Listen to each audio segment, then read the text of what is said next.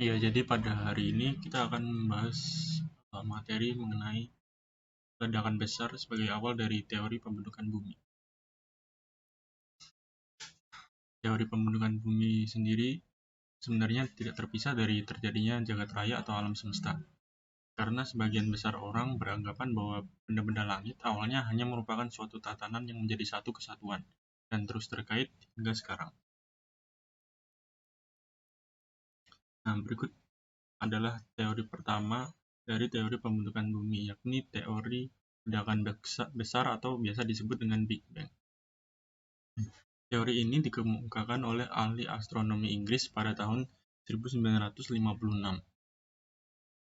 Ahli astronomi tersebut bernama Fred Hoyle yang beranggapan bahwa tata surya kita terbentuk dari proses meledaknya bintang kembar.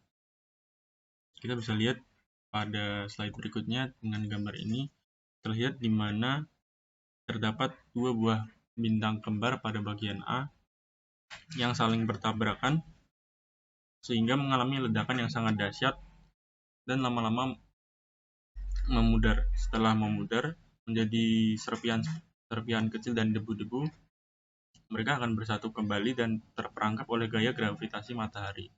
Kemudian debu-debu ini akan berkumpul dan mempilin sehingga membentuk suatu planet. Sedangkan serpihan-serpihan batuan yang mengelilingi planet tersebut akan membentuk asteroid, satelit, maupun debu angkasa.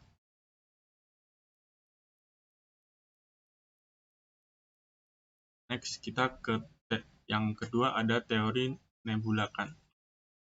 Teori ini pertama kali dikemukakan oleh seorang filsuf Jerman bernama Immanuel Kant. Beliau menganggap bahwa tata surya ini berasal dari gas atau kabut tipis yang sangat luas, atau biasa disebut dengan nebula yang bersuhu tinggi dan berputar sangat lambat. Teori nebula yang lain ada teori nebula Laplace, di mana teori ini dikemukakan oleh Pierre-Simon Laplace. Berbeda dengan teori sebelumnya, Laplace beranggapan bahwa tata surya berasal dari bola gas yang bersuhu tinggi atau sebutan mereka yakni nebula dan berputar sangat cepat. Jadi perbedaan dari Kant dan Laplace ini, Kant berputar sangat lambat dan Laplace sendiri berputar dengan sangat cepat.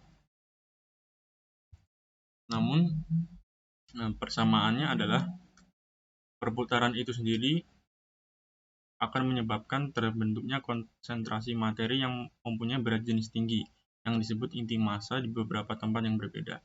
Inti massa yang terbesar terbentuk di tengah, sedangkan yang kecil terbentuk di sekitarnya. Setelah terjadi proses pendinginan, inti-inti massa yang lebih kecil berubah menjadi suatu planet, sedangkan yang paling besar masih dalam keadaan pijar dan bersuhu tinggi, yang disebut matahari sebagai inti dari tata surya.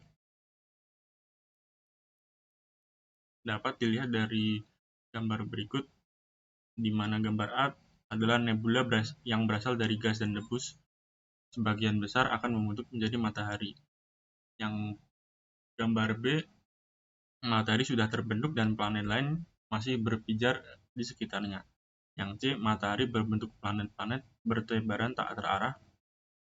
Yang D, matahari berputar pada porosnya, sementara planet-planet terbentuk atmosfernya sendiri. Sementara yang E, planet terbentuk atmosfer, di bumi telah muncul kehidupan karena sudah ada lapisan atmosfer, sehingga layak untuk dihuni. Teori pembentukan bumi yang ketiga adalah teori planetesimal. Teori ini dikemukakan oleh Forrest Ray Moulton, seorang astronom AS, dan Thomas Crowder Chamberlain, seorang geolog AS. Mereka berpendapat bahwa tata surya berasal dari bahan-bahan padat kecil, atau sebutan mereka yakni planetesimal, yang mengelilingi inti yang berwujud gas dan bersuhu tinggi. Dan di mana gabungan bahan padat kecil nanti akan membentuk planet, sedangkan inti massa dari tata surya tersebut akan membentuk matahari. Next, teori yang keempat ada teori pasang surut. Teori ini dikemukakan oleh astronom James Hopwood Jines dan Harold Jeffreys. Mereka berpendapat bahwa tata surya pada awalnya hanya matahari saja tanpa ada anggota, hingga Planet sendiri terbentuk dari bagian matahari yang tertarik dan terlepas dari tarikan gravitasi bintang di sekitar matahari.